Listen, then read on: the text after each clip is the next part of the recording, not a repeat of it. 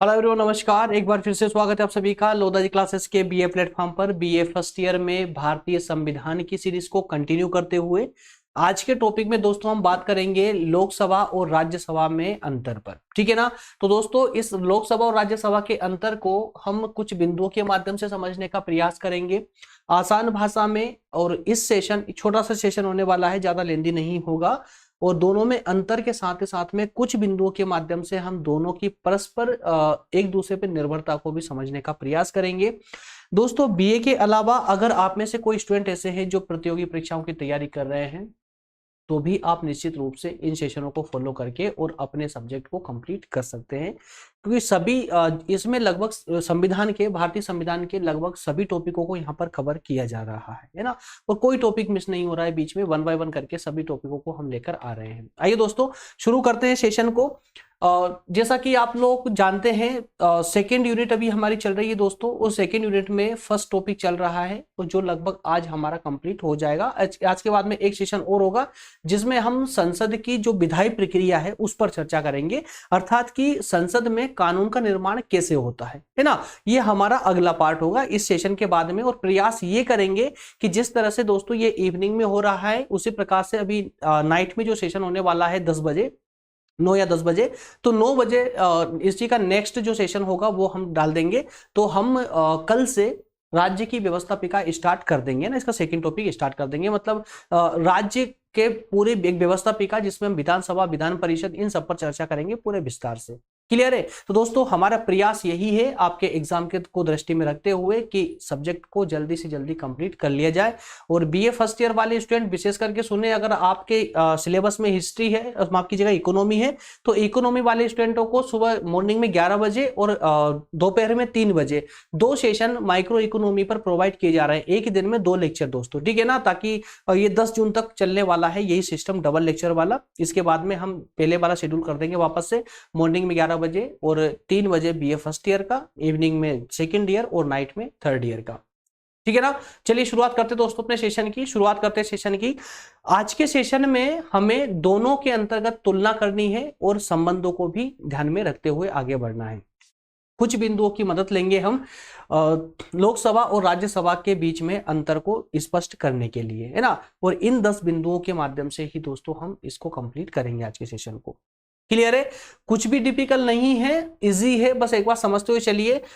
इन पॉइंटों के माध्यम से आपका जो अभी तक का आपने लोकसभा और राज्यसभा पर अध्ययन किया है उस दोनों का दोस्तों आपका रिवीजन होने वाला है। 10 बिंदुओं में रिवीजन हो जाएगा। चलिए शुरुआत करते हैं सबसे पहले नामकरण से, है ना। क्योंकि जब हमने लोकसभा को स्टार्ट किया था या राज्यसभा को स्टार्ट किया था, तो सबसे पहले हमने क्या देखा था कि लोकसभा क्या है और राज्यसभा क्या है, इसका नाम क्या है। ठीक है ना। तो इस सेशन को भी हम सबसे पहले नामकरण से ही स्टार्ट करते हैं। और जैसा कि दोस्तों आप सभी जानते भी हैं, आप सब जानते हैं, क्योंकि मैंने बहुत डिटेल में इसको पढ़ाया है, बहुत अच्छे से बताया भी है कि संसद के 2 सदन होते हैं, संसद में 2 सदन होते हैं, है ना। और किसी भी संसदीय व्यवस्था में सभी में लगभग 2 सदन ही होते हैं।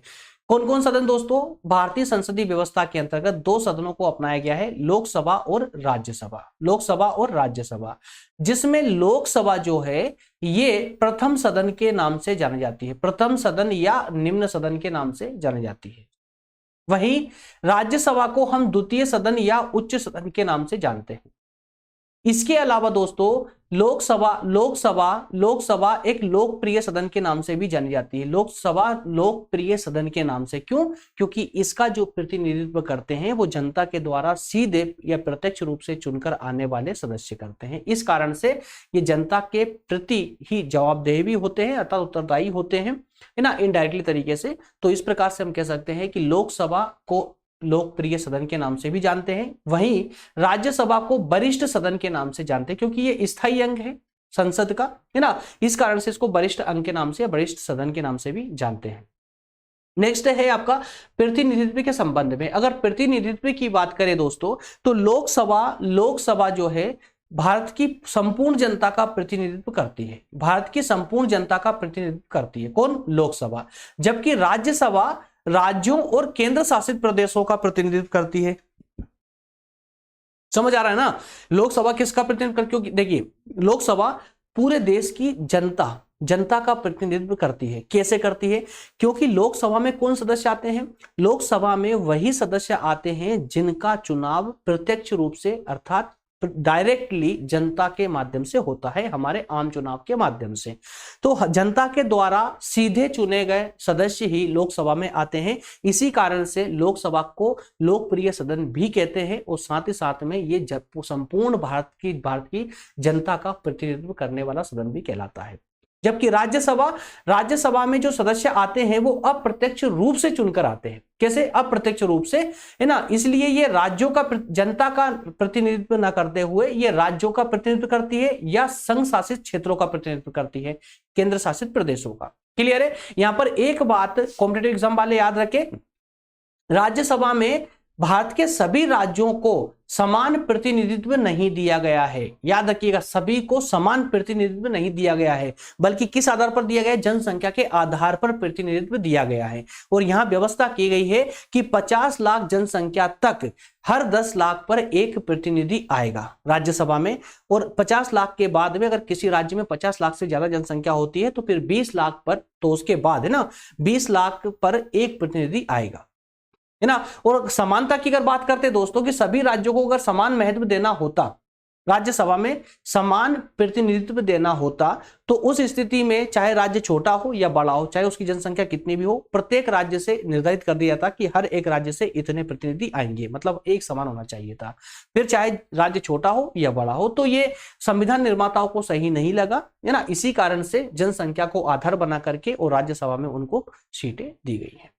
क्लियर है? नेक्स्ट पॉइंट है आपका सदस्य संख्या के आधार। सदस्य संख्या के आधार पर इन दोनों में क्या डिफरेंस है दोस्तों?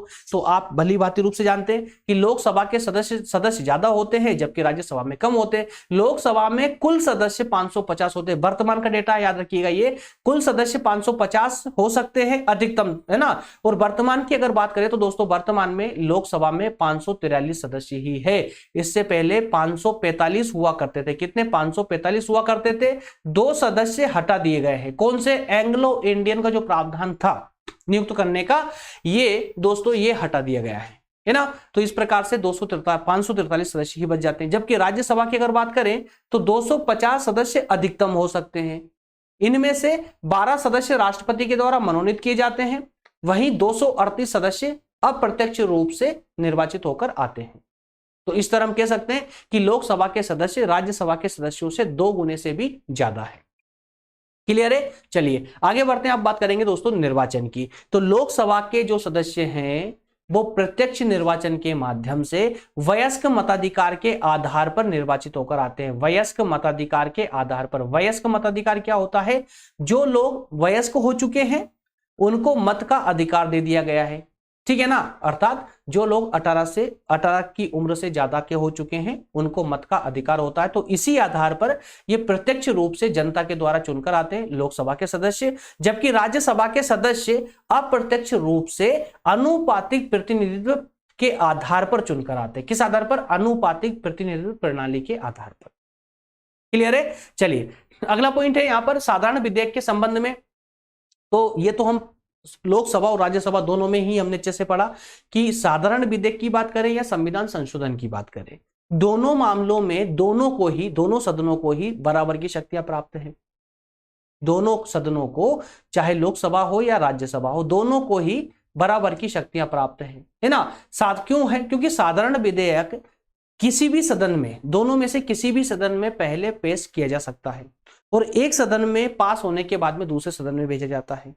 और अगर इस मामले में दोनों सदनों में अगर कहीं मतभेद हो जाता है तो फिर राष्ट्रपति एक संयुक्त बैठक का प्रावधान करता, संयुक्त बैठक की व्यवस्था करता है, मतलब संयुक्त बैठक बुलाता है लोकसभा और राज्यसभा दोनों की। और फिर उस संयुक्त बैठक में उस विधेयक पर फिर से बातचीत चालू होती है, वोटिंग होती है, मतदान होता है ना। फिर वहां पर बहुमत के आधार पर उनको उस विधेयक को पास कर दिया जाता है।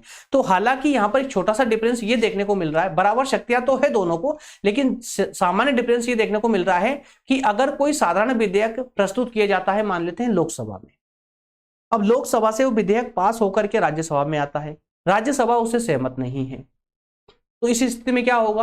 राष्ट्रपति साहब आएंगे और दोनों को बोलेंगे एक काम कीजिए, अब दोनों संयुक्त बैठक बुला लीजिए। है ना, दोनों की संयुक्त बैठक बुलाएंगे।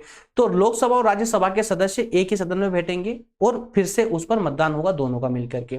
तो अब सोचिए दोस्तों, उस विधेयक, जो साधारण विधेयक पर जो मतदान हो रहा है, उसका बहुमत किस ओर से ज्यादा होगा, मतलब कहेंगे उसका किस पक्ष में झुकेगा वो। सिंपल बात है, लोकसभा के पक्ष में। क्यों? क्योंकि लोकसभा की जनसंख्या जो है ना लोकसभा की, वो 500 कितनी है, 43 है, जबकि राज्यसभा में मात्र 238 ही है, 238 39 ही। तो अब सोचिए यहां पर डबल से भी ज्यादा सदस्य है राज्य लोकसभा में, तो बहुमत पर पास करवाना है ना। तो इस आधार पर यह होता है कि विधेयक जो है लगभग लोकसभा के पक्ष में ही जाता है। इसलिए यहां पर भी साधारण विधेयक के मामले में भी लोकसभा ही ज्यादा शक्तिशाली नजर आ रहा है। क्लियर है? नेक्स्ट है कार्यकाल। तो कार्यकाल की बात करें तो लोकसभा, सिंपल सी बात है, 5 साल का कार्यकाल होता है लोकसभा का। लोकसभा का, सदस्यों की बात नहीं की मैंने, लोकसभा का कार्यकाल 5 वर्ष का होता है, जबकि राज्यसभा का कार्यकाल कोई कार्यकाल ही नहीं होता है। क्यों? क्योंकि ये एक स्थायी सदन है। राज्यसभा एक स्थायी सदन है, ये कभी भंग नहीं होता। लेकिन राज्यसभा के जो सदस्य हैं उनका जरूर कार्यकाल होता है। कितने वर्ष का? 6 वर्ष का कार्यकाल होता है।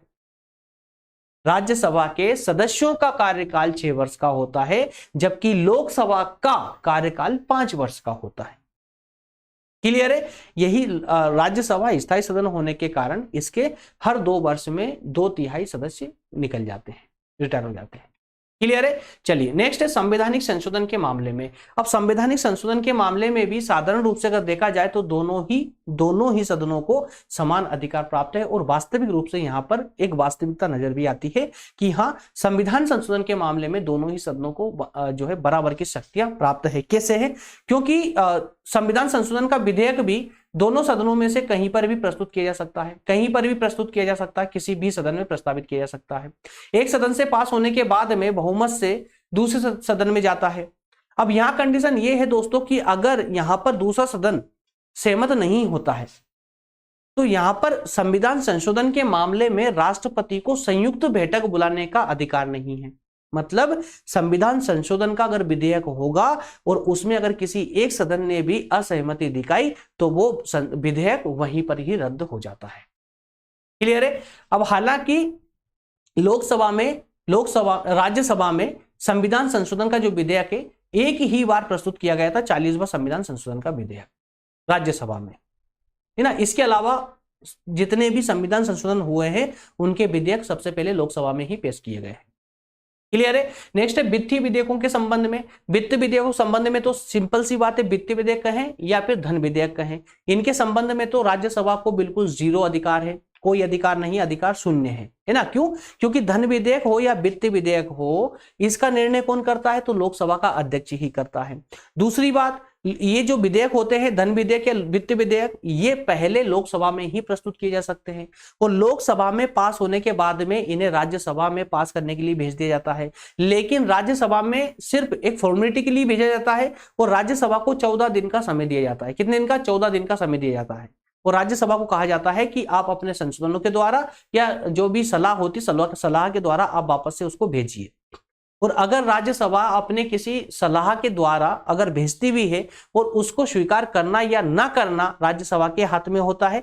14 दिन के बाद अगर वो विधेयक को वापस नहीं भी लौटाती है राज्यसभा, तो भी 14 दिन के बाद उस विधेयक को पास मान लिया जाता है, पारित मान लिया जाता है ना। तो यहां पर इस कथन से हम कह सकते हैं कि वित्तीय विधेयक के मामले में राज्यसभा को कोई शक्तियां प्राप्त नहीं है।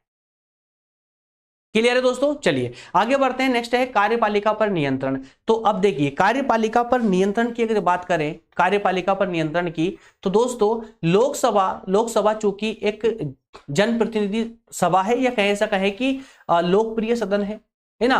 तो इस लोकसभा कार्यपालिका के जो मंत्रीगण होते हैं उन पर लोकसभा का ही अधिकार होता है या लोकसभा का ही नियंत्रण होता है। कैसे होता है? क्योंकि ये लोकसभा मंत्रिमंडल जो है ये लोकसभा के प्रति उत्तरदायी होते हैं। मतलब एक तरह से इनडायरेक्टली रूप से, अप्रत्यक्ष रूप से जनता के प्रति उत्तरदायी है, क्योंकि जनता के द्वारा निर्वाचित होकर आ रहे हैं ये, है ना। तो ये सामूहिक रूप से लोकसभा के प्रति उत्तरदायी होते हैं, राज्यसभा के प्रति नहीं। क्लियर है? तो राज्यसभा के सदस्य मंत्रियों से प्रश्न या पूरक प्रश्न तो पूछ सकते हैं। ये प्रश्न या पूरक प्रश्न पूछ करके इन मंत्रियों की आलोचना कर सकते हैं।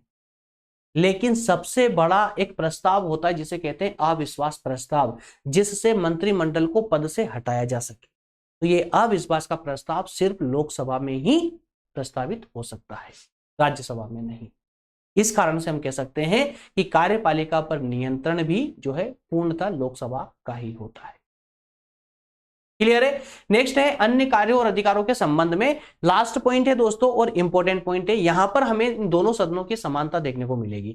कैसे? राष्ट्रपति और उपराष्ट्रपति के निर्वाचन में दोनों ही सदन बराबर की हिस्सेदारी रखते हैं, समान रूप से महत्वपूर्ण है राष्ट्रपति और उपराष्ट्रपति के निर्वाचन में, है ना, क्योंकि दोनों ही सदनों के सदस्य भाग लेते हैं इसमें, तो यहां पर इनको समान अधिकार प्राप्त है।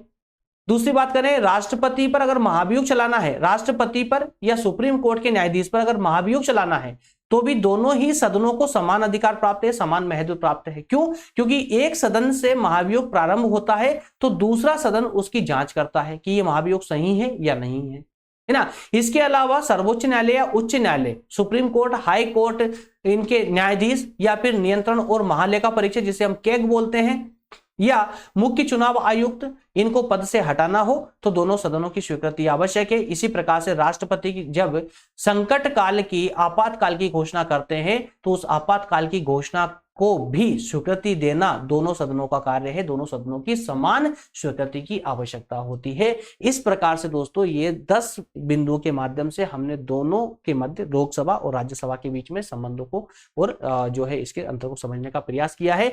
एक उपयुक्त रूप से जो एक जो है आपके निष्कर्ष के रूप में भी कुछ डेटा दिया है मैंने आपको, निष्कर्ष रूप में आप एग्जाम में आपके लिए हेल्पफुल होगा, ये आपके एग्जाम के लिए हेल्पफुल होगा।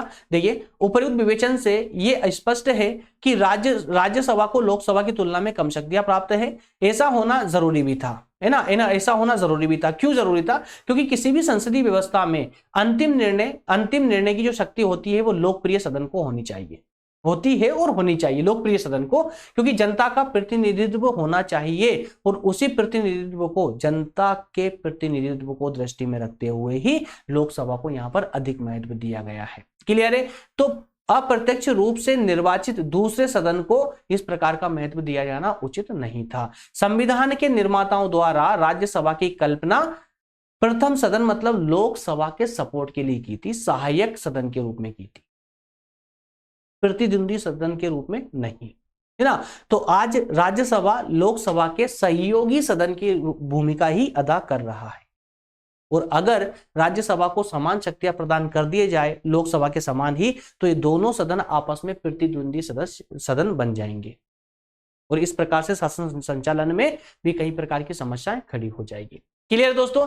तो इस प्रकार से हमारा आज का सेशन क्लियर होता है, और अभी संभवतः 9 बजे, आज अभी नाइट में 9 बजे भी मिलने वाले हैं आप लोगों से, जिसमें हम ये संसद की विधायी प्रक्रिया की बात करेंगे। विधायी प्रक्रिया मतलब कि भारतीय संसद व्यवस्था में कानून का निर्माण कैसे होता है, इस पर हम पूरे विस्तार से चर्चा करने वाले हैं, ठीक है ना।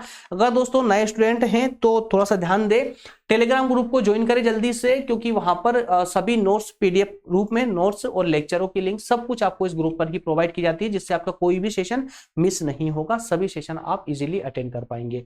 और दोस्तों एक विशेष सूचना उन लोगों के लिए भी है जो इस ग्रुप में पहले से जुड़ चुके हैं लेकिन वो एक्टिव नहीं है। यार दिन में कम से कम एक बार ग्रुप को खोलकर तो देखिए आप लोगों के लिए क्या क्या डाला जा रहा है ना। लगभग 5 ज्यादा अभी ग्रुप में सदस्य नहीं है, मात्र 5 या 5,500 समथिंग ऐसा कुछ स्टूडेंट है ग्रुप में।